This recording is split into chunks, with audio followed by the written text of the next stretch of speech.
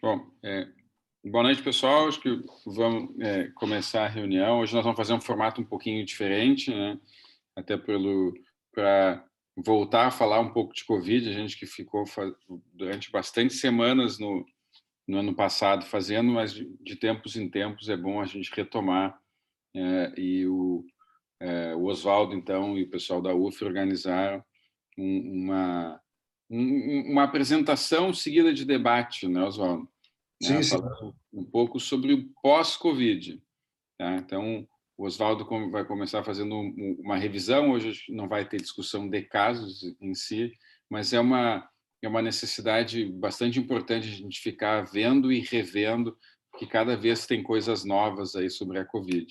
Então, de novo, agradecer ao Oswaldo, a toda a equipe da UF, Camila, ao Gutenberg, pela contribuição. Então, obrigado, Oswaldo, tudo com vocês. Obrigado a você, Jefferson. Obrigado a todo o suporte do BC13, e, enfim, a Kátia, a Natália, que eu dou um trabalho danado a elas, viu?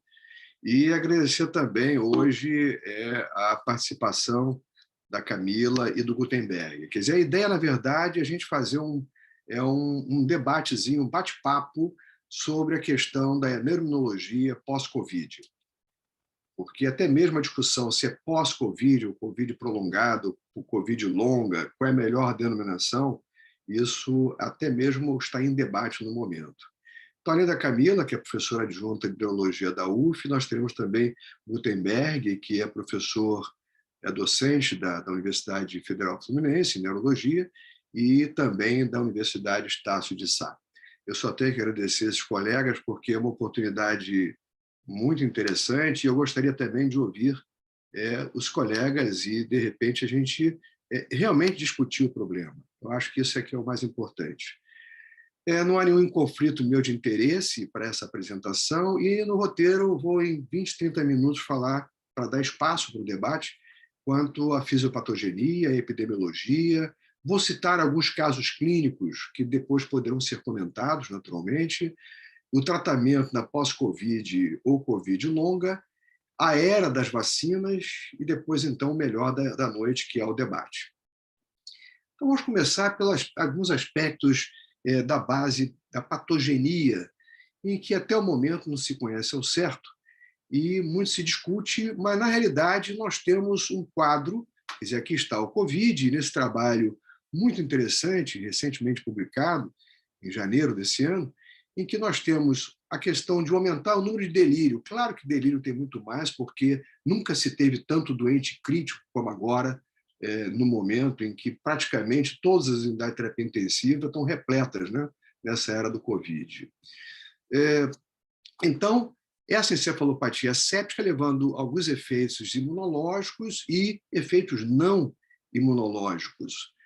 Do grupo com efeito imunológico, temos lá a microglia ativada, a liberação da citocina, a autoimunidade adaptativa que se faz presente, e naquele grupo não imunológico, nós temos os efeitos da hipoxemia desenvolvida a nível do pulmão, pela pneumonite mais intersticial, as alterações microvasculares e macrovasculares, com trombose em toda a economia, a hipotensão postural, com sofrimento importante, central, e aquelas implicações neurológicas associadas ao Covid.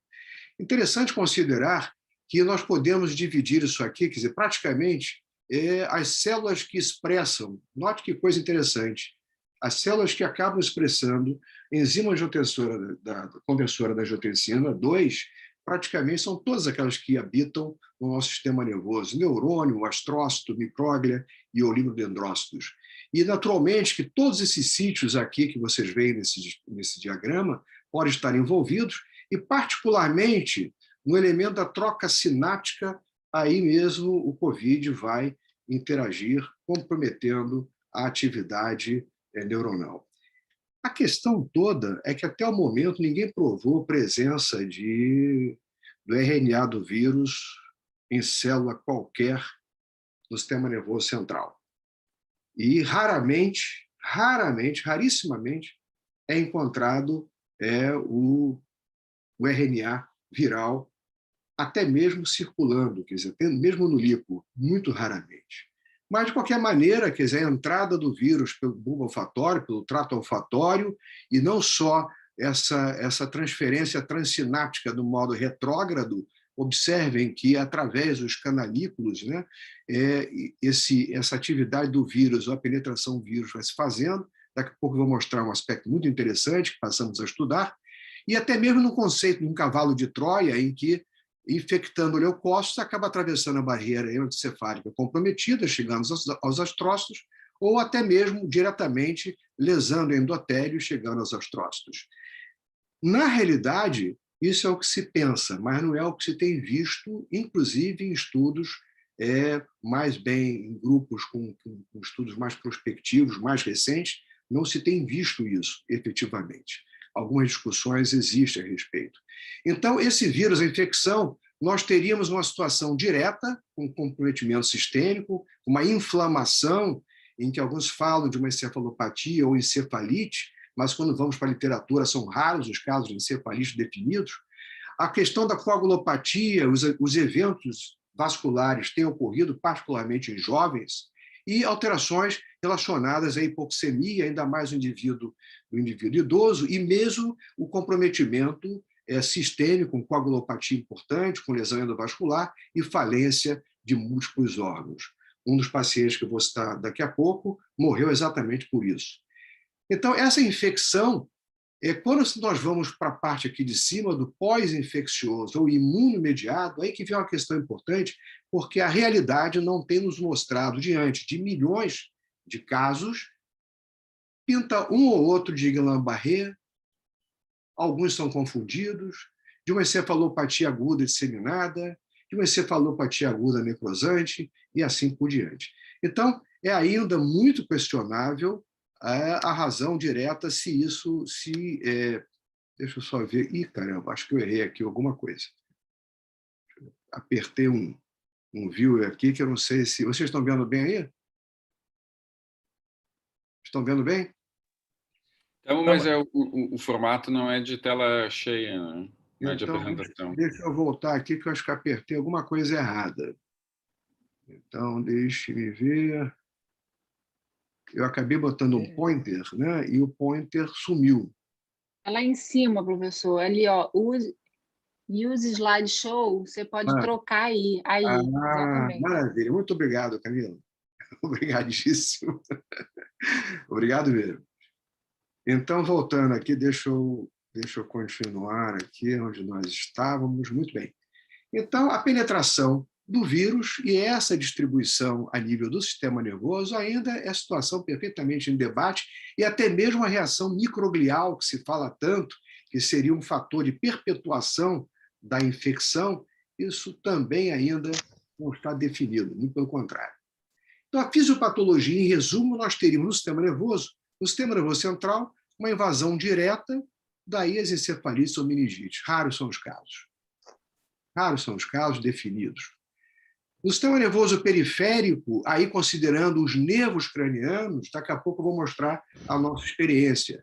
Aí realmente a gente tem visto, inclusive, com o aumento do sinal do bulbo olfatório, levando a hiposmia, e hipoanosmia e hipogeusia. Temos por exemplo, alguns colegas que esses informam melhores, engraçado que os médicos informam bem, né? E alguns que continuam com problema de hiposmia ou mesmo parosmias e assim por diante. Alterações sistêmicas voltadas por alterações de coagulopatia, que eu já referi ainda há pouco, e que pode levar a eventos cerebrovasculares. E os pós-infecciosos, que até o momento são raros e ainda continuam sendo fator de debate. Ora, o mais interessante dessa história toda, do ponto de vista prático para nós aqui, em termos de imunologia, é que a atividade do vírus faz com que a memória de células B e T específicas para o vírus tenha um período curto. Quer dizer, chega assim, eu diria que pelo menos de até 6 a 8, 9 meses após a infecção, ao passo que a atividade que observem, atividade de imunoglobulinas, IgM rapidamente, e IgG está também caindo ao longo de alguns meses. Então, isso é uma situação curiosa, porque a aplicação prática seria... Deixa eu aqui apertar um negócio aqui, que eu quero ver se eu tiro o pointer. Só um minutinho, que o pointer... Eu não sei se é aqui. Acho que não vai dar mais para tirar o pointer, não. Vai ficar com o pointer mesmo. Deixa eu ver. Ah, não, está aqui. Pronto, aí tirei. Que eu posso limpar um pouco mais aqui em cima. Desculpem que é um pouco traquejo com o diapositivo.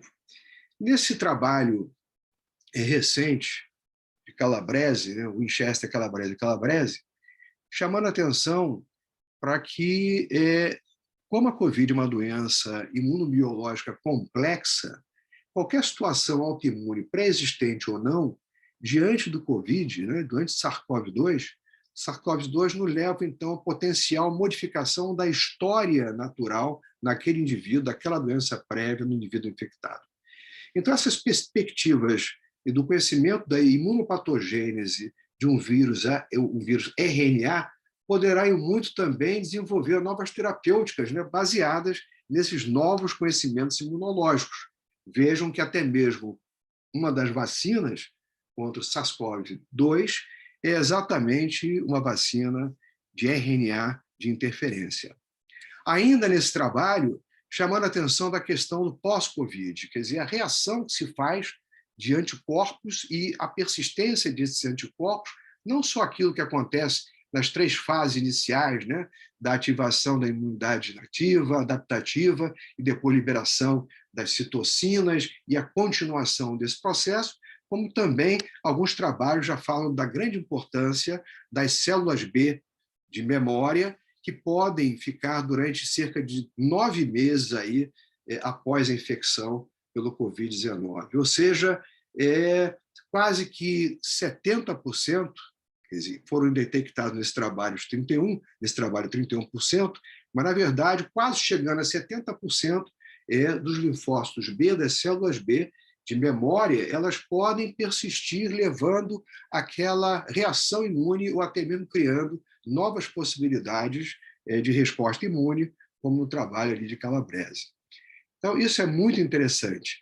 Ao tempo em que os anticorpos acabam declinando, caindo, ao longo do período de 9 meses, por exemplo, chegam a cair 50%. Isso tem implicações práticas do ponto de vista de imunização da população em geral. Ou seja, quanto tempo daqui a pouco a gente vai precisar tomar uma outra vacina ou não. Outra questão interessante é considerar, será que a Covid aumenta o risco de surto de esclerose múltipla logo após a fase aguda? Esse era um questionamento que tínhamos, uma preocupação que todos nós, né, e vocês particularmente são experts no tema, tinham com suas coortes, e nós também tivemos com as nossas, em que, na realidade, não houve nenhuma modificação. Isso aqui é o que é mais interessante.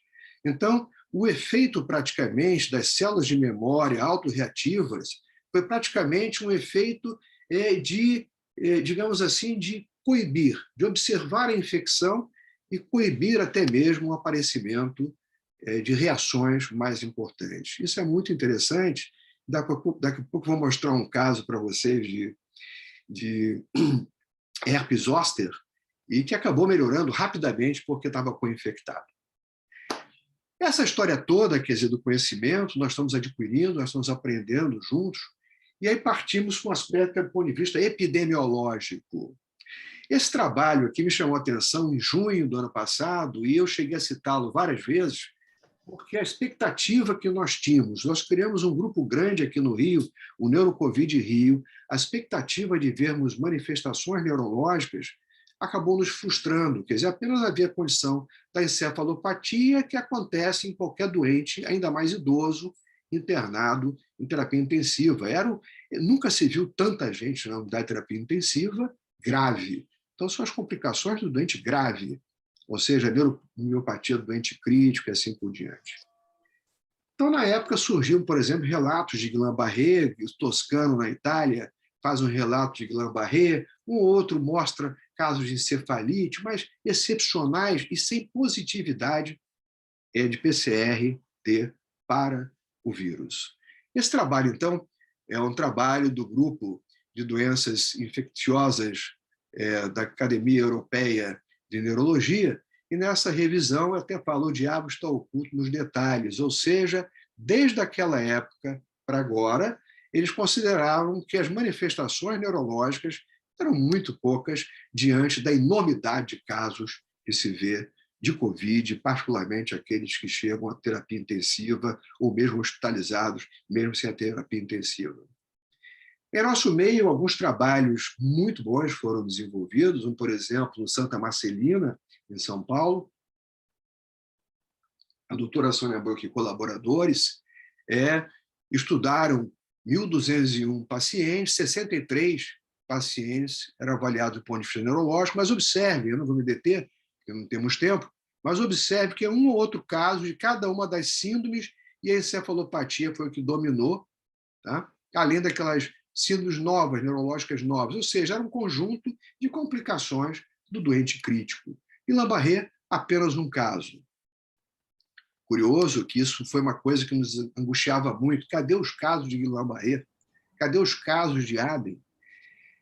Por outro lado, também em São Paulo, o grupo da USP, com o doutor Adalberto Estudas Neto, ele estuda 1.208 casos, 89 com manifestações neurológicas, e desses aí a mortalidade foi 16%, dominando a encefalopatia, os eventos convulsivos, cerebrovasculares, neuromusculares e os outros. Do ponto de vista clínico, existem alguns estudos semelhantes, né, em que chamam a atenção exatamente das síndromes pós-infecciosas e das síndromes voltadas para o processo em si agudo, ou seja, para-infecciosas. O que dominam são os quadros para-infecciosos. Então, observem que nesse trabalho do Morrey, é um trabalho recente também, chamando a atenção aqui de Aden, chamando a atenção, por exemplo, de casos de Guillain-Barré, 31 de Guillain-Barré, melite transversa aguda, 7 casos, mas isso aí não trouxe assim, nenhuma digamos, uma modalidade patente da gente dizer que todos esses quadros e síndromes são relacionados ou atribuíveis à infecção pelo vírus.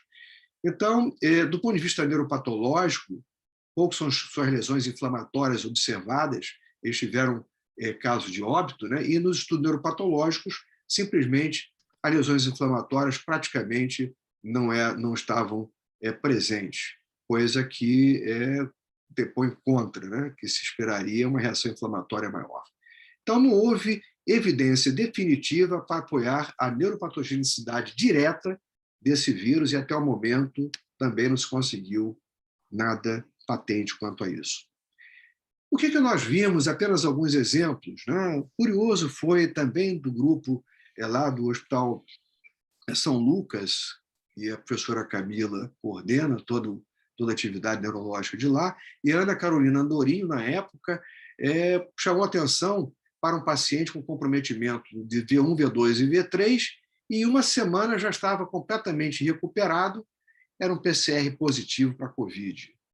Além disso, nós começamos, então, a ver outros casos em que se tinha, por exemplo, o aumento do sinal em nervo óptico, em nervo olfatório, aumento de sinal em nervo facial, enfim, o comprometimento de múltiplos nervos cranianos, aqui apresentados, múltiplos nervos cranianos, e até mesmo no próprio nervo óptico, ou seja, uma neurite óptica. Isso nós descrevemos no Journal of Neuroviral, agora recentemente, em fevereiro de 2021. Caso interessante, essa senhora apresentando cefaleia importante, notem que o ectoderma às vezes expressa um pouco dessa reação de citocinas, ou mesmo componente celular, envolvendo não só T como B, mas lesões cutâneas como vasculite cutânea associadas a cefaleia intensa com anosmia, uma senhora de 46 anos, e nós então começamos, como está disponível, né, o estudo de parede de vaso, notem aqui, comparando aqui, nós temos aqui a artéria temporal bem evidenciada de um lado em relação ao outro, mostrando, portanto, um quadro de vasculite temporal nessa paciente. Ficamos muito angustiados porque tudo aquilo que nós vimos, todas as apresentações clínicas da síndrome de Guillain-Barré, como nesse trabalho que participamos com a Milton Barreira, da classificação clínica desta síndrome, e vimos, na ocasião do Zika vírus, da infecção pelo Zika vírus, da pandemia pelo Zika, agora isso nos decepcionou, quer dizer, não vimos, ainda bem, graças a Deus. Mas alguns casos, sim, de radiculites, nós vimos, inclusive, aumento de sinal, e sinal irregular em gânglio sensitivo, alterações essas bem interessantes e sempre relacionadas ou radiculite ou radículo mielite, como foi o caso desse senhor, com erupções maculopapulosas. Isso é interessante que os dermatologistas eles têm se atido muito a essas alterações cutâneas, e como também os estudiosos de imunologia, de vez em quando, consideram alterações cutâneas relacionadas às suas manifestações de EM, neuromielite óptica e assim por diante. Esse paciente, inclusive, tinha aumento de sinal de raízes nervosas, mostrando, portanto, o comprometimento dessas raízes no contexto de uma polirradiculomielite. Recentemente, isso há acho que 2 semanas, a doutora Maria Lúcia Brito, um trabalho muito interessante, chamando a atenção do potencial, da revisão do potencial patogênico, né, do SARS-CoV junto à síndrome de Guillain-Barré, desenvolvimento da síndrome de Guillain-Barré. Então, seria uma condição pós-infecciosa. O Guillain-Barré, por conceito, é uma síndrome pós-infecciosa, ou seja, dependente de complemento, dependente efetivamente da formação de anticorpos. E as condições existem muito semelhantes a Guillain-Barré, as para-infecciosas. Essas vocês não vão tratar com imunoglobulina ou com corticoide, porque, na realidade, acontece junto com uma determinada infecção. E pode ser com corona, pode ser com o vírus Zika, pode ser com chikungunya e assim por diante. Então, mas esse trabalho é uma revisão muito boa, que vale a pena e recomendo a leitura. Só recentemente, também agora em maio, que encontrou-se, em caso de síndrome de Guillain-Barré numa criança, um RNA, a presença do RNA do SARS-CoV-2 no líquido cefalorraquiano. É o primeiro que realmente define a presença do vírus aí. Outra situação que todos nós nos deparamos é a questão da neuromiopatia do doente crítico. Até aí morreu o Neves, e por que eu estou falando da parte relacionada à imunologia? Qualquer lesão tecidual, pessoal, qualquer lesão, até trauma, vai levar a uma reação inflamatória. Portanto, há um componente imune ali. E o grande problema da COVID, a nosso ver, é uma inflamação que acontece na fase aguda e ela acaba se estendendo, ela se perpetua por longo período. Então, essa ativação de B, por exemplo, ela se continua por longo período.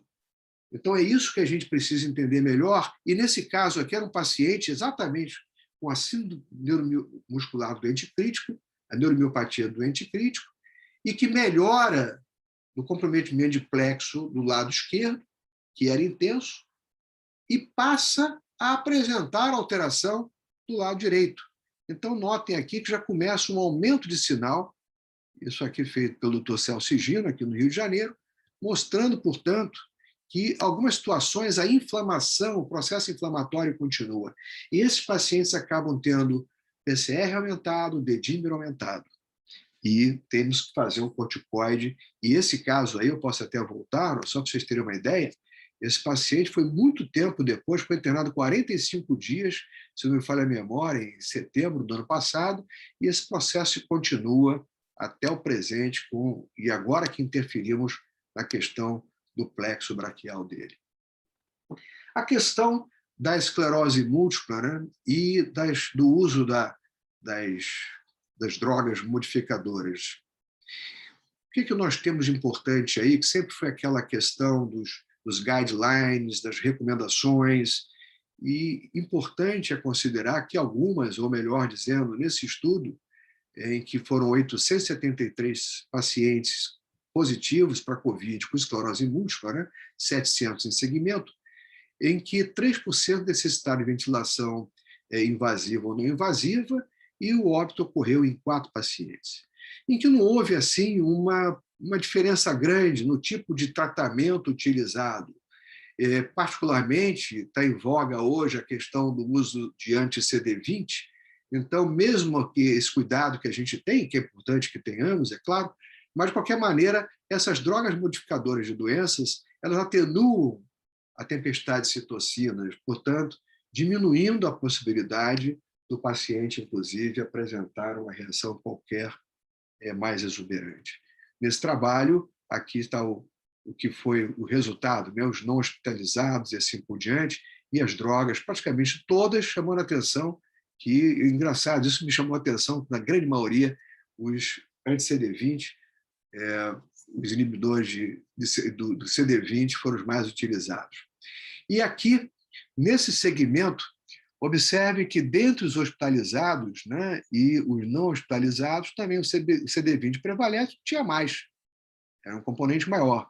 A única condição que um pouco mais desproporcional eram aqueles na unidade de terapia intensiva. Ou seja, é um cuidado que a gente deve ter com os inibidores de CD20 nesse aspecto, tá? Pela questão de que realmente eles podem fazer com que o quadro aí possa se estabelecer mais grave, um quadro infeccioso, digamos assim, um inflamatório mais grave. Então, as taxas nesse estudo, que é interessante, que é um estudo da Roche Genentech, também recente, as taxas semelhantes de hospitalização, ventilação invasiva e morte foram observadas nas coortes de EM tratados com ocrelizumab e não tratadas com ocrelizumab. Então, o patinho feio da vez não é tão feio assim como se pensa, e nesse estudo aqui, é um outro estudo da Maria Pia, aqui, a terapia com anti-CD20, que se obteve aqui um número de óbitos, né? Foram 13 óbitos, em 844, sendo confirmado, ou melhor, confirmado 279 pacientes, suspeito 565. Não esqueçamos também da faixa etária do pessoal e a situação também muito grave pelas quais eles passaram. Também chama a atenção que certos produtos, né, certos medicamentos, podem reduzir a produção de anticorpos anti-SARS-CoV, e isso a gente tem que ter em mente.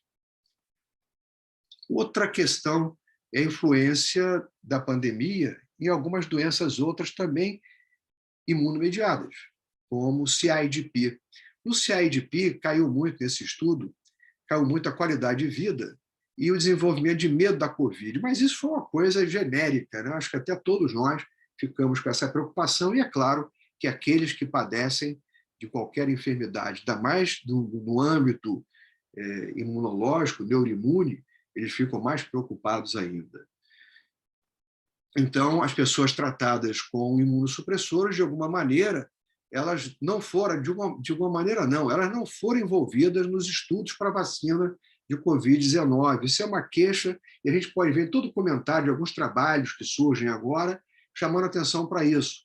Quer dizer, é claro que no estudo da vacina, inicialmente, você vai pegar indivíduos sadios, uma faixa etária, quer dizer, a turma bem de vida. Aqueles que já estão com problema, esses acabam não fazendo parte do estudo. A era das vacinas para a Covid.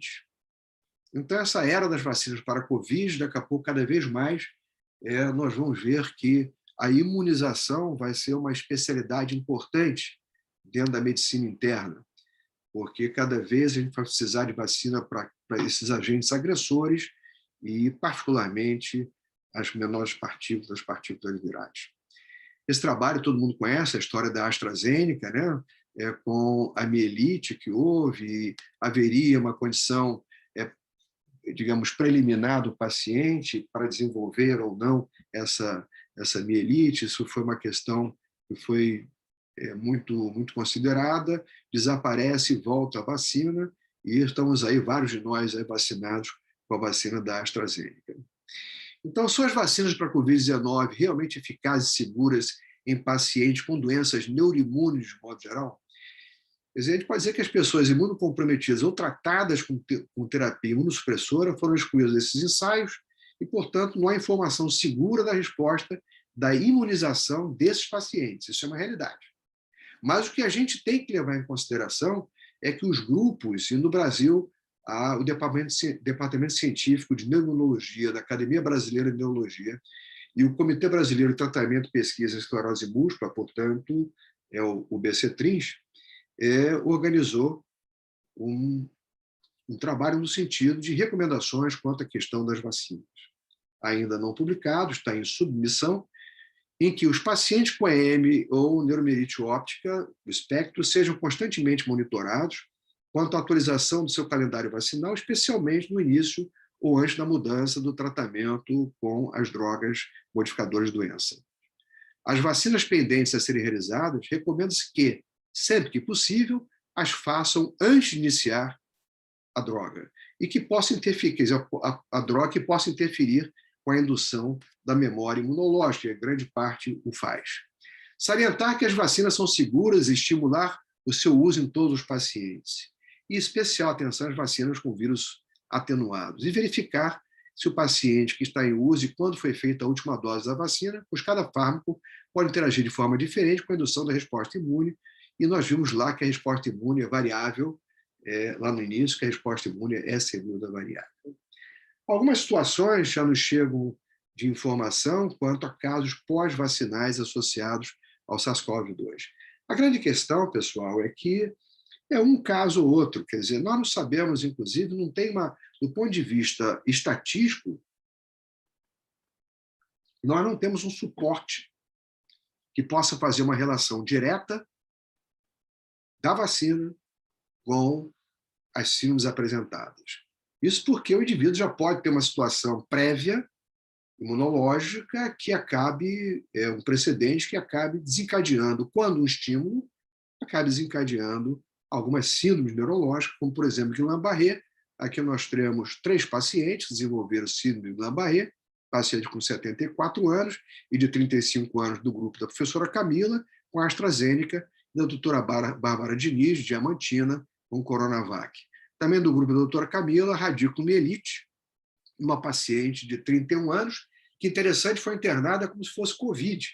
Pensava-se que fosse Covid, quer dizer, que fosse uma forma aguda associada a essa radiculomielite, com dor importante, o braço esquerdo estendendo-se para a porção superior do tronco, com grande alodínia, portanto, uma radiculomielite, e que acabou resolvendo, porque depois se viu que ela foi vacinada, recebeu a primeira dose da vacina, se não falha a memória, AstraZeneca, e essa moça está muito bem, obrigada agora. Algumas questões para debate daqui a pouco. A plasmaférese, por exemplo, afetaria a eficácia da vacina? Ou seja, será que trocar o plasma modifica? Estudos feitos com outros agentes virais, em situação de vacinas, não modificou. E é possível que isso realmente também aconteça com o Covid. Então, não há nenhuma razão para não vacinar os nossos pacientes nessa fase em plasmaférese. Lembrar das desautonomias. Lembro o doutor Ivan Rocha, lá em Chicago, na Rush University, chamou atenção para isso, que as desautonomias eram frequentes na fase aguda, mas nós temos visto alguns pacientes que continuam com alterações autonômicas, e essas alterações talvez possam ser até uma manifestação relacionada ao sistema nervoso periférico, como aqui nessa relação, ou talvez ao central. De importante é que as condições pós-infecciosas, os registros são poucos, muito poucos. E era aquela ideia que nós tínhamos. Durante a pandemia, todo mundo dentro de casa, a exposição a diferentes vírus e bactérias reduziu, com isso os casos de Guillain-Barré desapareceram. Então, foi um desapontamento, entre aspas, que nós tivemos, e isso recentemente foi muito bem apresentado pelo grupo do Michael Learn, em Londres, chamando a atenção no Reino Unido de que, efetivamente, não haveria uma relação do ponto de vista do Covid com a síndrome de Guillain-Barré. Possivelmente com as condições pós-infecciosas, né?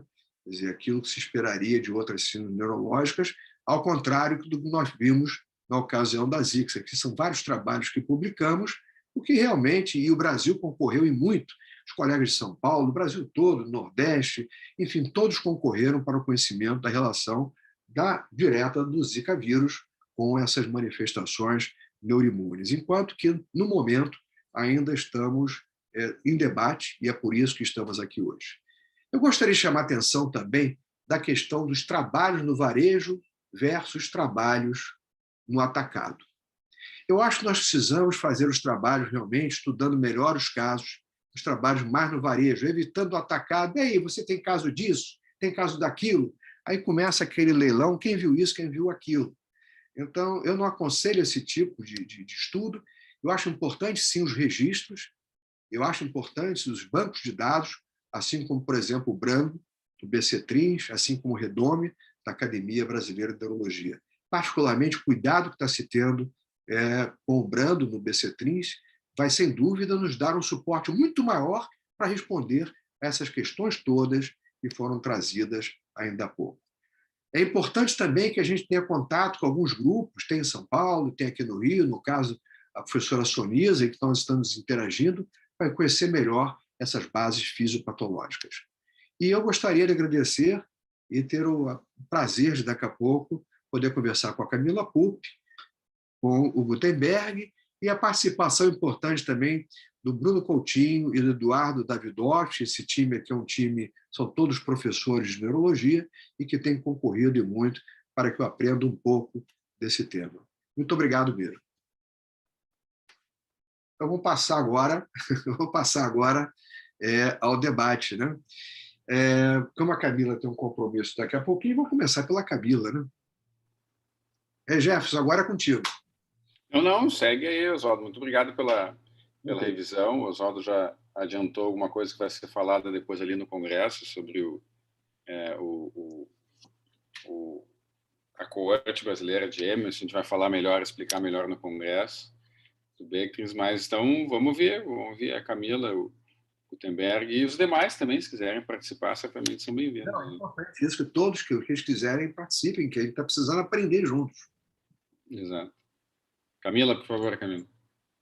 Agradecer o convite por estar aqui nessa discussão e ao professor Oswaldo por ter feito essa revisão, que foi muito elucidativa, né? Trouxe bem a questão da fisiopatologia, que, embora ainda seja um pouco nebulosa para a gente, nos traz algumas hipóteses importantes para a gente conseguir explicar todas as manifestações neurológicas da COVID. De fato, a gente teve um sentimento de frustração até boa, entre aspas, né? De não ver as síndromes pós-infecciosas relacionadas ao COVID com tanta frequência, porque era o que se esperava, né? Já que tinha esse racional todo da invasão pelo bulbo olfatório dos receptores e que tinha uma lesão endotelial importante, a cascata, né, de citocinas inflamatórias, a ativação da imunidade celular e da imunidade humoral, e, de fato, isso acabou não se revelando em casos com uma prevalência importante, como foi, por exemplo, o Zika vírus, né? O Oswaldo esses dias lembrou em outra reunião, quando a gente começou a escutar do Zika vírus, a gente logo já começou a ver casos, né, de mielite, de síndrome de Guillain-Barré, e foi uma enxurrada de casos neurológicos, e até a gente brinca que os residentes daquela época viram quase todas as manifestações e as variantes da síndrome de Guillain-Barré, coisa que a gente, de fato, não viu nessa epidemia com o coronavírus, né? Então, acho que isso é uma coisa importante da gente falar, nem mesmo as encefalites foram frequentes, mas, em contrapartida, a gente, sim, viu muitos casos de encefalopatia, né? E não só dos pacientes gravemente acometidos, mas aquele brain fog, né? Aquela coisa assim, mais nebulosa da consciência relacionada à doença sistêmica, e também os casos de cefaleia, né? Que a gente viu com uma certa frequência, né? Tem aí uma variabilidade muito grande em relação à prevalência da cefaleia no COVID e no pós-COVID, mas estima-se que cerca de 25% desses pacientes de COVID têm uma apresentação inicial de cefaleia. E achei curioso, né, que eu estava lendo um trabalho de cefaleia esses dias, que também tem na sua fisiopatologia manifestações neuroimunes, né, um comprometimento neuroimune, principalmente do trigêmeo, falando que a principal associação, né, em termos de fator de risco para o desenvolvimento de cefaleia, é a hiposmia, né, e a anosmia, alteração do paladar, mas que, por algum motivo, a presença da cefaleia foi um fator protetor para as formas graves de COVID, né? Então, assim, a gente não entende muito bem por que isso acontece, a gente só vê o epifenômeno, né, estatístico ali de pessoas que tiveram como manifestação inicial cefaleia não desenvolverem a forma grave da COVID, mas é um evento que foi um dado que me chamou um pouco a atenção. Né? A gente, de fato, teve um paciente no São Lucas com uma apresentação de co-infecção com herpes zoster, né? Junto, manifestação trigeminal, que esse caso foi publicado, e a gente agora está começando a ver alguns casos de manifestação neurológica pós-vacinal, né? A princípio com uma relação de temporalidade, né? Os 3 casos que a gente acabou vendo foram AstraZeneca, 2 síndromes de Guillain-Barré e uma mielorradiculite, né, que a princípio ficou até como uma síndrome clínica isolada, porque ela tinha outras imagens do sistema nervoso central. Então, a gente está acompanhando essa paciente, mas, como o professor Oswaldo mencionou, a gente, umas 2 semanas atrás, a gente assistiu a aula do Michael Lam na PNS, e ele foi muito taxativo, né, dos dados epidemiológicos do Reino Unido, que são muito bem coletados, né, dizendo assim, que não houve uma correlação forte nem com o pico da infecção por Covid, nem tampouco com a vacinação em massa que o Reino Unido sofreu há poucos meses atrás e vem vacinando. Então, muito pelo contrário, né? Com o lockdown, eles acabaram tendo uma diminuição, uma queda quase que vertiginosa dos casos de síndrome de Guillain-Barré, justamente pela baixa exposição a outros vírus, né? E também a vacinação, não houve um aumento de casos de síndrome de Guillain-Barré como se esperava. Então, a princípio, com os dados do Reino Unido, e aí a gente não pode extrapolar para todas as populações, porque são realidades diferentes, né? São genéticas diferentes, então acho que a gente tem que ter cuidado quando a gente fala, né, de dados de outros países, porque não necessariamente vai ser a nossa realidade.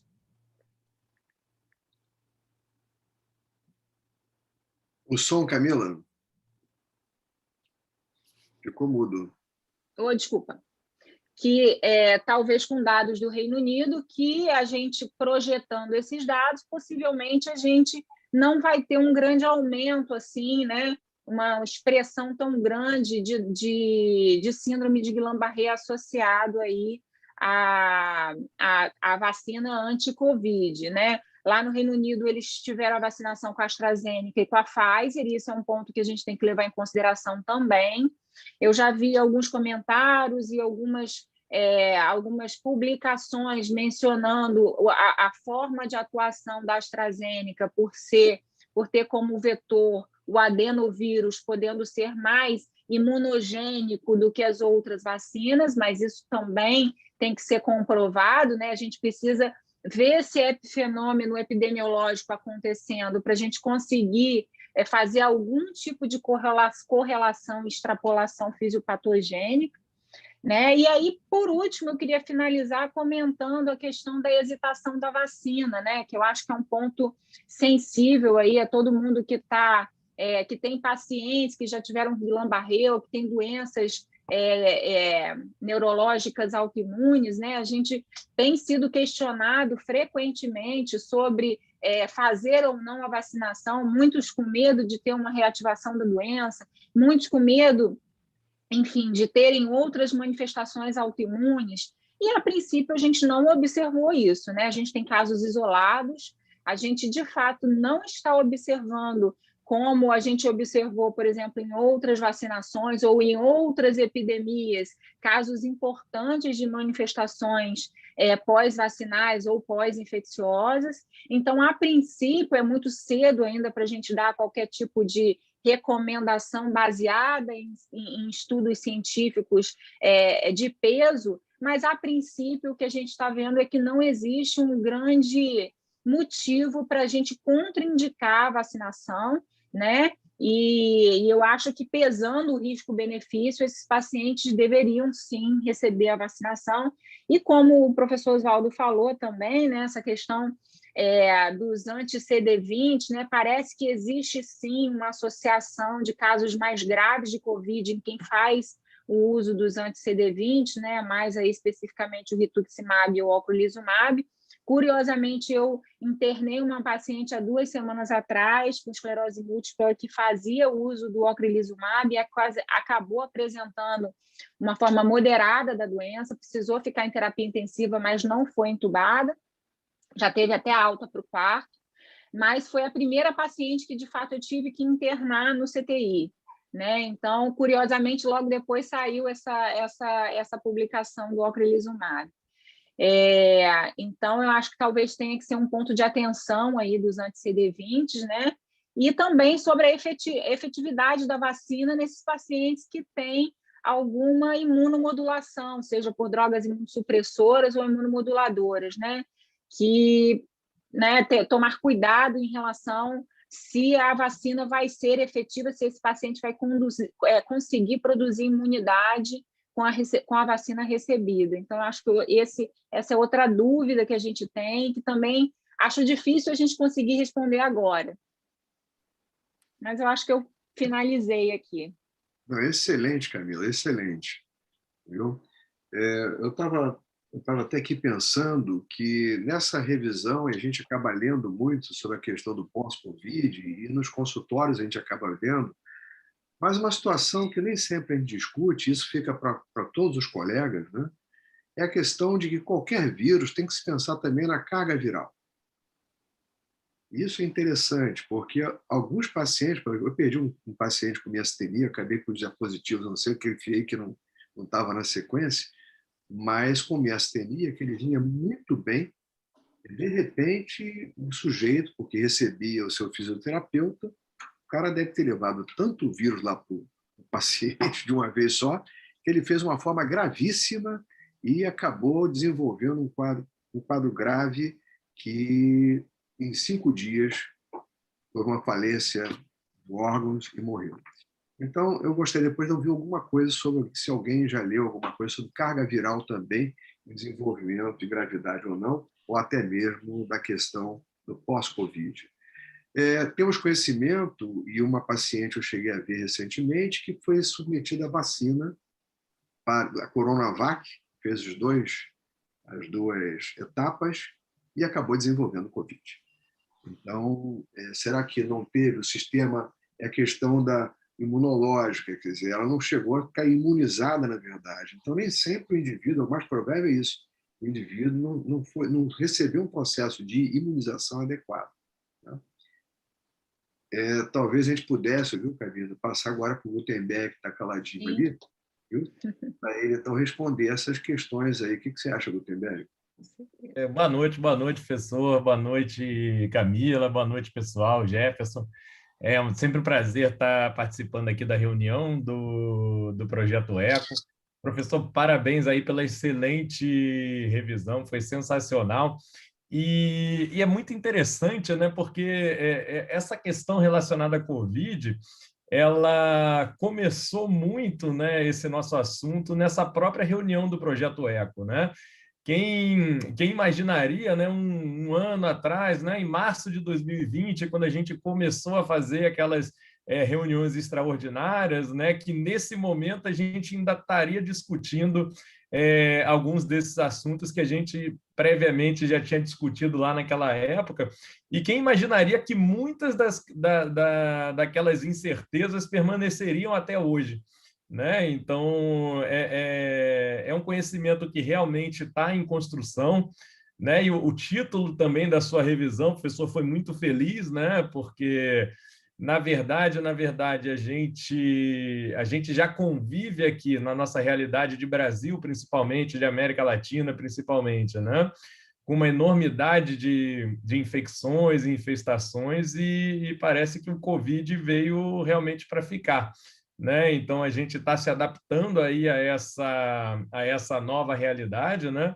Tanto no tocante ao tratamento desses nossos pacientes. Então, inicialmente era uma preocupação de todos nós como esses pacientes iriam evoluir, né? Esses pacientes que a gente lida com imunossupressão, que a gente lida com imunomodulação, seja também quando no tocante à imunossupressão, as mais seletivas, né? Então a gente já tinha inicialmente essa questão e à medida que a questão da pandemia foi evoluindo, a gente foi perdendo um pouquinho o medo relacionado a esses tratamentos, claro, mantendo alguns cuidados, né? Principalmente quando foram saindo dados referentes a medicamentos mais específicos, mas não esquecer que a questão das comorbidades, né, e a questão relacionada à incapacidade é muito forte, né, para determinar a evolução desses pacientes, né? E talvez quando a gente fale de medicamentos de alta eficácia, né, principalmente se a gente falar da nossa realidade de Brasil, talvez a gente esteja lidando com pacientes que têm um pouquinho mais de comprometimento. Então, isso é importante destacar também. No tocante às imunizações, mais uma vez, é um conhecimento em construção, né? Então, a gente não vê motivo nenhum para que esses nossos pacientes não recebam a vacina. A gente também não vê motivo nenhum, claro, casos individuais podem ser discutidos, né? Mas, de uma maneira geral, a gente não vê sentido em suspender, por exemplo, os tratamentos de uma maneira geral para proporcionar essa imunização para os nossos pacientes. E lembrar que mesmo nós, né, nem todos iremos desenvolver essa imunidade. Como o professor estava bem comentando um caso de uma paciente que ele precisou internar aí, sendo paciente que tenha, né, que trate uma doença neuroimunológica ou não, né? E alguma resposta sempre vai ser melhor que nenhuma resposta. Então, se a gente não vacinar esses pacientes, a gente está seguro que eles não vão ter resposta nenhuma, ao passo que se a gente fizer a vacina, há a possibilidade da gente obter essa resposta. E, é claro, a gente pode tentar a melhor janela possível para que esses pacientes possam fazer essa imunização com as vacinas.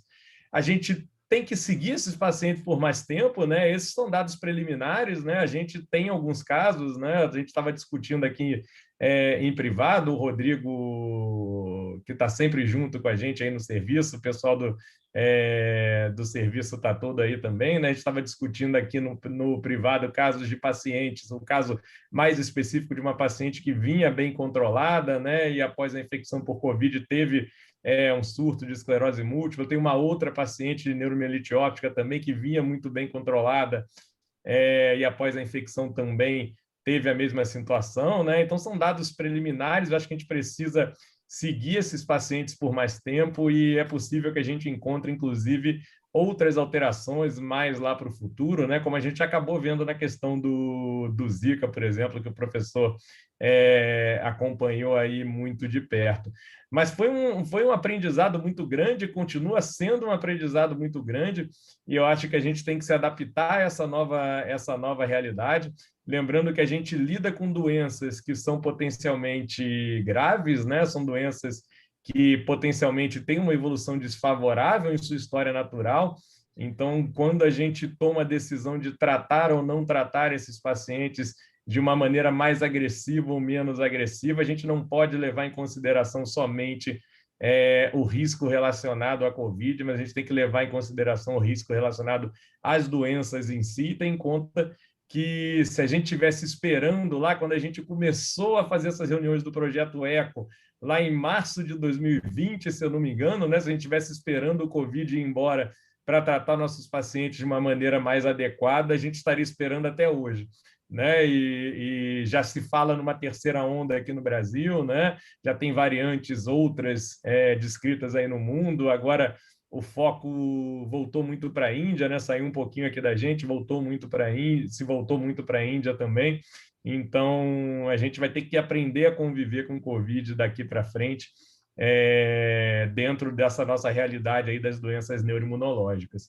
E a gente tem visto realmente algumas situações relacionadas à vacinação, principalmente no tocante ao tempo, né? Uma relação temporal muito estrita. E o que eu achei interessante também, é uma pena, eu estava até procurando aqui os participantes, se o Carlos Otávio estava por aqui, eu acho que hoje ele não teve oportunidade de entrar, né? Mas a gente teve aí alguns pacientes que tinham uma relação temporal muito estrita, né? Relacionada à encefalite e à infecção por Covid, mas que a gente não conseguiu detectar aí no líquor desses pacientes alterações mais específicas, talvez por conta da metodologia em si, né? Até eu queria perguntar isso ao Carlos, mas a gente deixa para uma outra oportunidade. Eu posso até adiantar para você, Gutenberg, eu estou preocupado com a Camila, que ela tem um compromisso agora às 8, né? Camila, de qualquer maneira, muito obrigado mesmo. Vou só comentar com o Gutenberg, mas você quer falar alguma coisa, dar um alô para a rapaziada? Pessoal, muito obrigada aí. Eu vou ter que me despedir agora, mas se vocês quiserem deixar alguma pergunta específica, depois eu posso entrar em contato e responder. E queria agradecer o convite, é um papo extremamente relevante e atual, né? A gente precisa de algumas respostas em relação a essas questões, mas que, infelizmente, a gente sabe que ainda demanda um tempo, né? E muitas vezes tempo é tempo de doença, é tempo de vida, né? É qualidade de vida dos pacientes, e isso, como disse um médico amigo meu, a gente está trocando o pneu do carro com o carro andando, e a gente não tem outra opção a não ser lidar com esses fatos e lidar com os riscos. Então, vai ser manejo de risco o tempo todo. Então, queria finalizar assim, dessa forma, e nos vemos em breve. Muito obrigado mesmo, Camila. E voltando, então, uma boa noite para você. Obrigado mesmo. Obrigada. Deixa eu fazer uma pergunta ao Oswaldo, Antônio, Dagoberto, Tauil, quem quiser responder, a Lúcia. Queria só fazer um comentário, viu quanto que o Gutenberg falou da questão de... ele chamou o caso Otávio. E, recentemente, foi feito um estudo pelo grupo da Fiocruz e encontrou uma série de citocinas aumentadas, elevadas. Quer dizer, é importante aquela história que eu comentei, né, do varejo ou não atacado. Eu acho que já é um estudo interessante para o varejo, para a gente poder começar a entender melhor, e nós precisamos estudar melhor esses casos. Ou seja, a Covid longa, quer dizer, como é que se comporta do ponto de vista imunológico, essas citocinas, como é que estão as células B? Eu acho que a gente precisa fazer aí nos agruparmos, né, de tal sorte que possamos entender melhor isso. Eu acho que a gente já tem maturidade, o Brasil, esse grupo todo já tem maturidade para isso. Você desculpe aí interromper, Jefferson. Não, é só uma pergunta rapidinho, não sei se alguém... Claro, eu sei que a gente não tem essa resposta, mas qual a perspectiva da gente ver no futuro mais casos, né, de doenças como a infecção viral causando um desencadeante de EM no futuro, se a gente, né, entender que muitas vezes uma infecção pelo Epstein-Barr poderia ser um fator desencadeante. E dois, o quanto uma eventual disbiose por esse uso abusivo aí de ivermectina, especialmente ivermectina, mas talvez de outros aí que a gente viu, pode também influenciar isso, na medida que isso certamente vai causar uma disfunção da microbiota. Não sei se alguém gostaria de falar alguma coisa sobre isso. Você fez me permita só rapidinho antes de ouvir os demais colegas, mas essas duas observações, já me perguntaram isso antes, eu acho da maior importância. Você vê que em milhões, nós temos uma amostra hoje mundial que nunca se teve de uma infecção. E não aumentaram os casos, os surtos não apareceram de coisa alguma. O pós-infeccioso não aconteceu.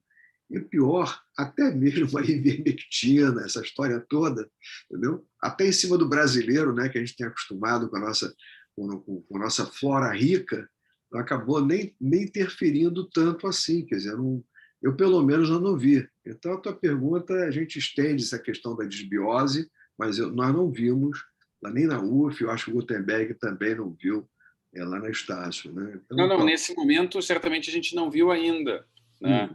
Mas se vocês têm ou leram alguma coisa de perspectiva futura, que, é claro, é bola de cristal, a gente não sabe o que vai acontecer no futuro, né?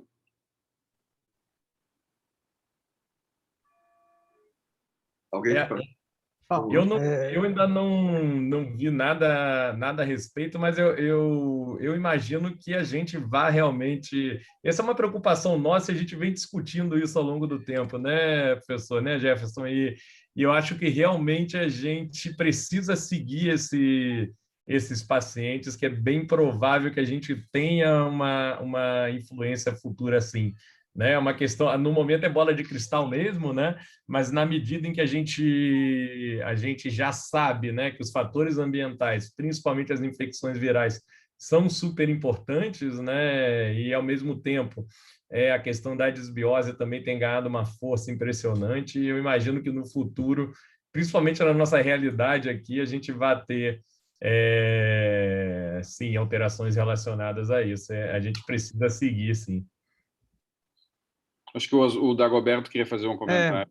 Eu queria fazer um comentário, é o seguinte, me parece que realmente o slide que o Oswaldo apresentou, de trabalhar no atacado ou trabalhar no varejo, ele representa realmente a forma que nós vamos ter que atender a grande morfologia, aliás, a grande heterogeneidade de apresentação semiológica, evolutiva e, mais ainda, com comorbidades associadas e, mais agora, vacinas. Ou seja, nós temos uma miscelânea de complexidade de interações que nós não estamos conseguindo entender. E o Oswaldo mostrou uma coisa muito interessante, que aquilo que a gente acha que possa ser uma doença infecciosa, com todas aquelas cascatas de citocinas que são desencadeadas nos processos infecciosos, ela tem pouca extensão para aquilo que a gente imaginaria que podia acontecer. Porque quando você tem um processo infeccioso em que você apresenta uma quantidade enorme de autoantígenos, esses pacientes, com a diversidade de resposta aos seus autoantígenos, eles tendem a ter uma doença imunomediada sequencial. Imunomediada sequencial que não obrigatoriamente vira uma doença crônica, mas vira uma doença monofásica que depois toda aquela expressão de antígenos próprios vai começando a cair e vai desaparecendo a doença. Essa aí é mais ou menos uma ideia que a gente imaginaria que pudesse acontecer, mas a quantidade de doenças com Guillain-Barré, encefalopatias desmineralizantes, ADEM, eu acho extremamente baixa frente a essa enorme quantidade de infectados. Então, esse daí eu acho que é aquilo que o Oswaldo Nascimento propôs estudar. Vamos estudar o que acontece nessa sequência, porque essa sequência é uma sequência que praticamente a gente pode dizer, a gente domina no conhecimento. Nós dominamos no conhecimento de uma quantidade enorme de citocinas que são produzidas. Nós dominamos aquilo que é conhecimento de moléculas de similaridade imunogênica por similaridade de parede de membrana de vírus com nossas exposições de autoantígenos. Nós conhecemos muito bem toda essa sequência, ou seja, a similaridade antigênica que o vírus tem e que o vírus pode proporcionar liberando autoantígenos dos pacientes. Por que nessa condição esse vírus não deu tantos Guillain-Barré, deu tantos ADEM, deu tantas encefalites imunomediadas que a gente podia pensar que acontecesse? O Zika, eu acho que foi realmente uma manifestação viral que predominou o processo de uma inflamação pós-viral. Está certo ou eu estou errado, Oswaldo? Ou seja, o Zika ele permitiu que a gente pudesse fazer esse raciocínio. Dentro do SARS-CoV-2, você não consegue fazer isso. Aí é que mora uma pesquisa no varejo. Vamos ver o que nesse pedacinho acontece, porque o global é uma coisa ainda impossível de você traçar linhas de raciocínio, linhas de pensamento. A relação... Por exemplo, pode falar, pode falar. pergunta que você fez, a relação epidemiológica, inclusive, do Guillain-Barré com Zika, e a relação hoje do Guillain-Barré com o SARS-CoV são completamente distintas. Havia uma relação epidemiológica com Zika, Guillain-Barré e Zika vírus, até porque o N é muito infinitamente menor, né, da população envolvida. Enquanto que com o coronavírus nós não vemos essa relação causal. Então, ele não teria uma similaridade antigênica com nenhuma estrutura de nenhum órgão nosso. Exatamente. Ou seja, não existe isso. Mas ele também não tem a possibilidade de destruir tecidos nossos e expor autoantígenos uma quantidade enorme para o sistema imunológico também entrar em atividade, tá certo? A capacidade da reação inflamatória do RNA, desse vírus RNA, é impressionante. Tanto é que a gente tem considerado muito que o pós-Covid nada mais é do que o indivíduo inflamado desde o início. Ele apenas inflama de maior ou menor atenuação do processo inflamatório. Mas aquele que já teve Covid, certamente, quer dizer, ele produziu anticorpos, tem células B, células T, já devidamente, toda a ferramenta de vírus já contra o próprio vírus, mas não contra alguma coisa que ele possa ter mudado. Dagoberto, aí que eu não sei, porque você viu que aquele caso que eu mostrei, quer dizer, o sujeito agora que está começando a desenvolver, piorando a plexo. É um negócio que, quer dizer, aquela inflamação continua, né? Aquele velho deve estar inflamado, algum grau de microvasculite ou vasculite a gente deve ter ali, porque a gente não sabe ainda. Isso que eu ia comentar, professor Oswaldo. O caso que você mostrou, aquele caso que você mostrou, da plexopatia, que primeiro era unilateral e depois, na evolução da doença, que estaria curando de um lado e começa a aparecer do outro, é extremamente assim, difícil de você entender. É uma doença que cronificou dentro daqueles antígenos, daquele plexo crural do paciente. Ou seja, é uma coisa que isso daí dá para a gente entender, mas por que está acontecendo isso é uma coisa que a gente ainda não atinou. Sim, o herpes vírus no gânglio sensitivo, não é? No início, né? Quando a gente usava, quando a gente usava calça curta. Exato. Mas está lá, ele fica lá, de vez em quando ele expressa maior, daqui a pouco o cara recidiva. Professor Oswaldo, a gente está observando aqui que o senhor comentou em relação à questão da polineuropatia do paciente crítico, que não era tão frequente. Eu participei de uma reunião com os neurofisiologistas lá da clínica e está muito frequente. Sim. E a musculatura com um quadro catabólico muito grande, entende? Tudo bem, esses pacientes, a maioria ficou internado em UTI, mas praticamente não é que nem a polineuropatia do paciente crítico que a gente via em um ou outro paciente que estava internado em UTI por muito tempo. É praticamente parece que está se repetindo isso. Então, deve ter alguma coisa dessas que o senhor está comentando com o professor Dagoberto, que leva a essa polineuropatia com mais frequência. E talvez essa ida e vinda que o senhor está vendo nesse quadro aí.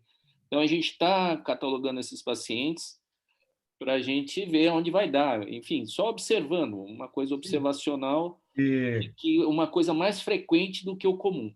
E uma outra coisa que eu queria comentar em relação aos nossos pacientes com esclerose múltipla é que aqui em Brasília começaram a vacinar esses pacientes com uma maior frequência agora, né? Os pacientes com comorbidade e os pacientes todos de esclerose múltipla.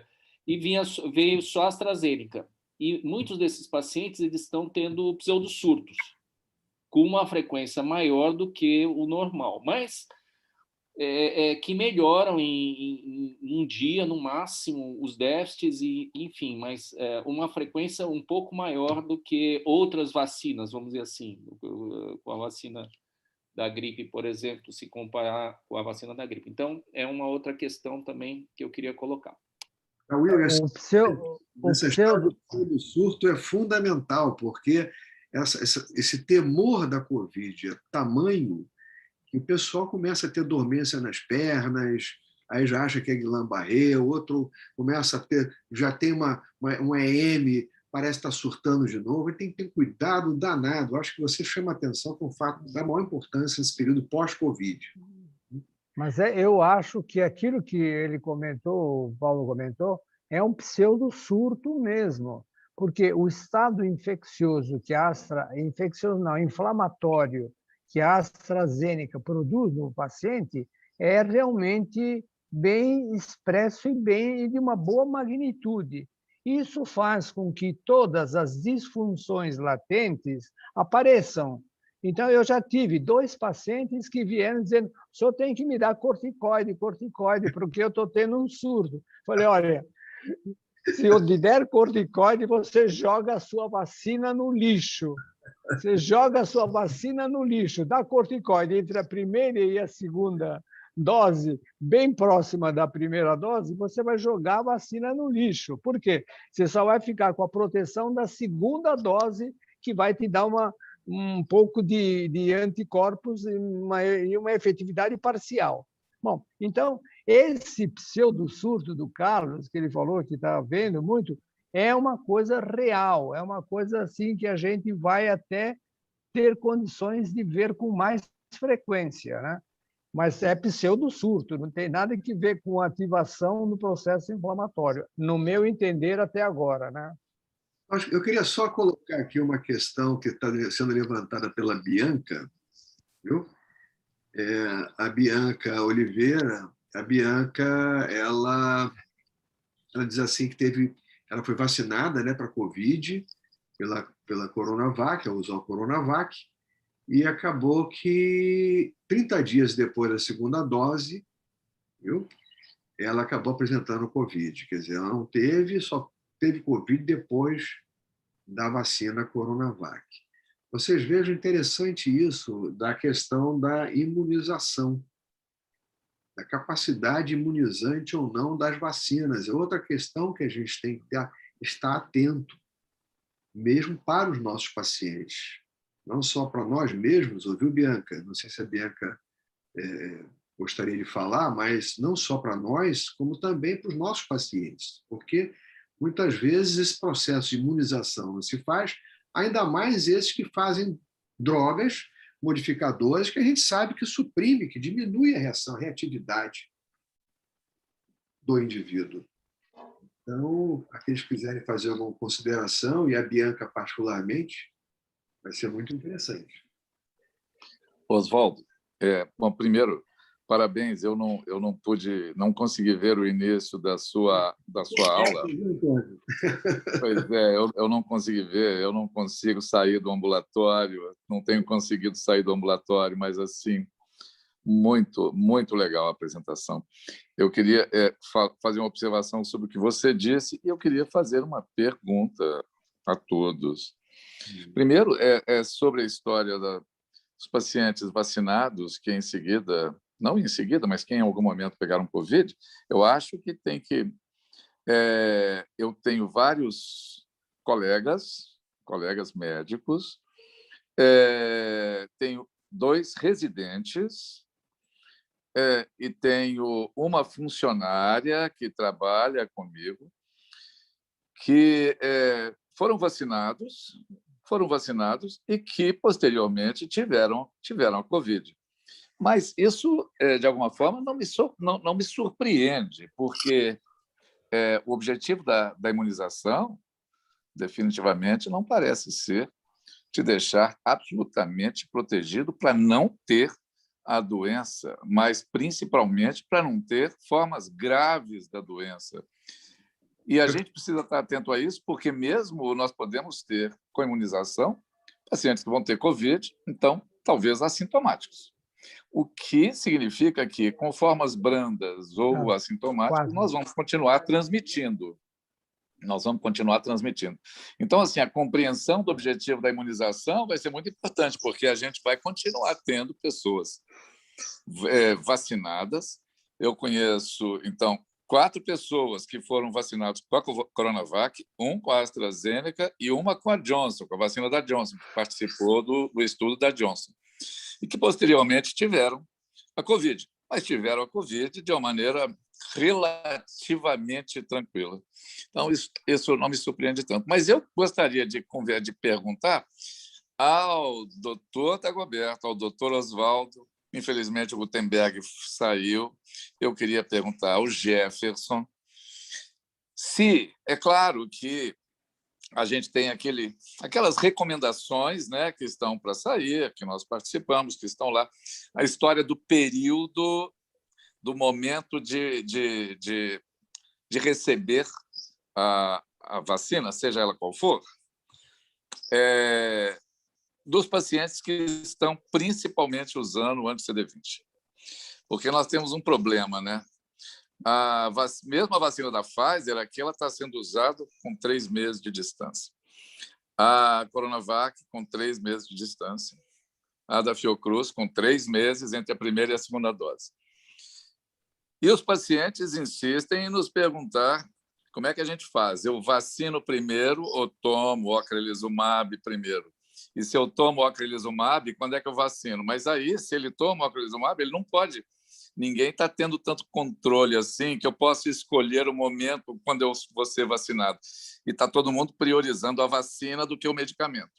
Mas ficarmos um longo período sem o medicamento, depois da primeira dose, mas aí já está chegando o momento da segunda dose, então eu vou esperar mais um tempo. E aí nós temos o ocrelizumab, eu sei que o Dagoberto, doutor Dagoberto, o senhor tem uma série de pacientes com cladribina. No momento em que esse paciente está... Então, eu queria te perguntar a sua opinião mesmo. O paciente está para receber a segunda dose, o segundo ciclo de cladribina. E vai muito bem, mas chegou a hora dele vacinar. E aí? Eu queria realmente saber... Eu acho que poucas pessoas vão ter essa resposta, porque a cladribina, nós estamos começando a utilizá-la agora, em termos assim mais fomentados pelo próprio laboratório, ou seja, de uma forma compassionada, que a gente está usando isso, e agora que nós vamos entrar dentro da possibilidade de dar a segunda dose, ou seja, por esses meses é que nós vamos começar a pensar. Vai ser um problema, e esse problema vai ser realmente resolvido, acho que caso a caso. Isso aqui é mais ou menos fugir da sua pergunta, né? Caso a caso, porque vai depender de quanto tempo ele já foi submetido à cladribina. Teoricamente, depois de 4, 5 meses, aquilo volta ao normal, tá certo? O sistema linfocitário lá de células B, tudo, vai voltando ao normal. E, teoricamente, a gente poderia pensar em vacinar, tá certo? Mas é dramático. É a grande quantidade de pacientes que a gente tem tomando anti-CD20. O anti-CD20, para mim, é uma coisa assim que está deixando apavorado ao médico e aos pacientes, para a gente encontrar o 5º, 6º mês e quando é que você vai dar a segunda dose. Ou ainda existe a possibilidade, se você estiver tratando o paciente e ele toma a primeira dose da Pfizer-BioNTech, é possível que, pela magnitude da imunização que esse paciente vai ter, a gente prescindiria, dali 3 meses, dar a segunda dose. E daria essa segunda dose na outra janela de 4º, 5º ou 6º mês. Seriam possibilidades que a gente vai criando, mas essa criação de possibilidades é tudo conjecturas, porque nós não sabemos muito bem Por que que aqui em São Paulo a Pfizer BioNTech é dada com 58 dias a primeira e a segunda dose? A AstraZeneca, 3 meses. E sempre aqui a Coronavac foi de 15 a 30 dias, ou de 14 a 28 dias. Ou seja, o Brasil está até heterogêneo nesse comportamento.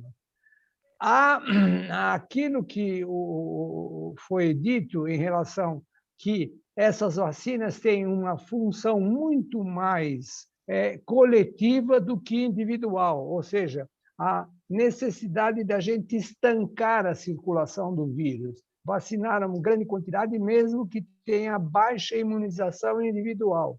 Eu acho que isso é uma coisa que a gente também tem que ter muito em vista essa função. Por isso que a gente vê, eu tenho pelo menos uma meia dúzia de médicos que uns já até tiveram o Covid e fizeram a vacina e vieram a ter a segunda vez Covid, e outros que depois de 3, 4 meses, porque aqui começou em 25 de janeiro a imunização dos médicos. Muitos médicos agora estão tendo Covid, ou seja, existe uma perda de atividade dessa vacina ao longo de todos esses meses? Não sei. Ou é uma situação individual de cada pessoa, individual de cada sistema genético dessa pessoa que vai se conduzir de uma maneira mais permissiva para o vírus, ou então aquilo que o próprio Oswaldo Nascimento falou, uma carga maciça de vírus vai te provocar doença independente da sua vacinação. O Antônio, a Renata... Eu gostaria de fazer uma observação. Desculpe, Renata, o Jefferson levantou a mão antes. Eu não vi também, pode ficar à vontade. Rapidão. Mas a Renata tem precedência. Vai lá, Renata. Vai. Não, é o seguinte, eu não sei se alguém de vocês assistiu uma aula, umas 2 semanas, que a Merck fez sobre vacinas, e a colega de Israel publicou os dados dela em torno de 1.000 e poucos pacientes, né? E lá, inclusive, a recomendação dela é não vacinar pacientes que tomam fingolimod, porque ela dosou anticorpos neutralizantes de todos os pacientes pós-vacina. E aí eu até fotografei o slide dela lá, da recomendação dela, tá? Um trabalho isolado, mas só para dizer o que eles estão fazendo lá. Então, para os pacientes que tomam alintuzumab, cladribina, ocrelizumab, rituximab, vacinar 3 meses após a última dose dessas medicações. Pacientes com altas doses de corticoide, 1 mês depois. E pacientes que tomam teriflunomida, azatioprina, natalizumab, independentemente da dose, eles estão vacinando. E ela não recomenda para fingolimod. Mas, olha, uma pergunta. É só porque ela não viu a produção de anticorpos? Eu entendi que sim. Eu não li o trabalho na íntegra. Ela disse que está recém-publicado. Foi um trabalho dela, lá do centro, porque Israel está todo vacinado. E a vacina deles lá é a vacina da Janssen, né? Janssen e Pfizer, 100%. Pois se a gente já sabe que a imunidade das vacinas não é conferida apenas pela produção de anticorpos, eu fico me perguntando se isso faz 100% de sentido. Você pode até se preocupar, mas não me parece fazer sentido não imunizar quem está usando o fingolimod. Isso me parece inteiramente estratosférico. Eu acho que e o grande problema... Pois é, e outra coisa é o seguinte, esses prazos são cruéis para nós aqui no Brasil, porque... Olha só, só deve vacinar 3 meses depois ou imunizar 3 meses depois da última dose. Só que os nossos pacientes não têm tanto controle assim sobre essa possibilidade de imunizar. Não quero imunizar agora, não. Quero imunizar daqui a 3 meses. Daqui a 3 meses não tem vacina. E a outra coisa é, se eu acabo de tomar o ocrelizumab, então eu vou vacinar daqui a 3 meses. Tudo bem. Mas só que daqui a mais 3 meses vai ter que tomar a segunda dose e vai ter que tomar a outra dose do ocrelizumab. E nós estamos num mato sem cachorro. Basicamente é isso. Deixa eu colocar uma Jefferson. coisa. Não, primeiro, aproveitar e fazer um convite, né? Todo mundo sabe, esse sábado agora, dia 22, começa o pré-congresso, né? A gente vai fazer o pré-congresso um pouquinho diferente esse ano e vai ser os 3 sábados antecedentes ao congresso. Então, nesse sábado agora, tem o pré-congresso já do BERS e a sessão de toda a manhã vai ser exatamente para discussão de infecção viral, de vacinação, vai ser só sobre isso. Então, acho que vai ser bem interessante essa discussão. Tá? E 2, como o Dagoberto falou, a Renata também falou, a gente não tem essa informação. O que tem alguns dados específicos da cladribina, que foi perguntado aqui, Antônio, é em relação a vacina para herpes e para influenza, onde houve a produção de anticorpos, mesmo em pacientes linfopênicos, tá? Uhum. Mesmo com menos, logo depois, um mês antes, 2, 3, 4 meses depois, eles foram capazes de produzir resposta, e também mesmo pacientes às vezes, que tinham níveis mais altos de linfócitos, tinham uma resposta às vezes menor do que aqueles que tinham que estavam em linfopenia, né? Esse trabalho que a Renata falou já saiu publicado, né?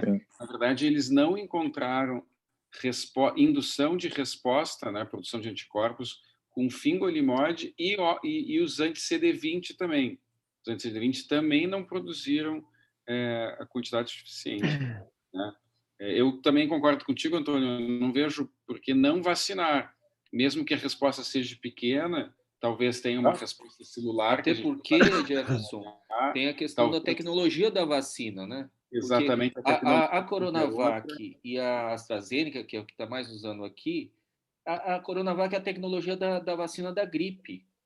Então, é a mesma tecnologia. É muito diferente das tecnologias da vacina da Pfizer e da Janssen, entende? Não, a da Janssen também é com vírus atenuado. Também é com adenovírus. Ah, tá. A da Janssen também é adenovírus. Então, olha só. Não com vírus atenuado. Não com vírus atenuado, desculpa. É com adenovírus. Não, esquece vírus atenuado. Com adenovírus. Então... Corona é adenovírus. Só um comentário em relação a... faz algum tempo eu assisti a reunião do Sencat, lá de Barcelona, sobre tempo de espera para vacinação, e eles lá estavam muito decididos que não esperar mais do que 2 meses, mesmo com os anti-CD20, e vacinando todos os pacientes, inclusive quem usava o fingolimod. Parece alguma razoável. resposta é melhor que nenhuma resposta, né? Claro, claro. Bueno, gente, está excelente. Não à toa, a gente já são 8h30, a gente já passou meia hora aqui da questão, então queria agradecer a Osvaldo e a todo mundo aí pela excelente contribuição e fazer o convite para que a gente possa estender essa discussão no sábado pela manhã.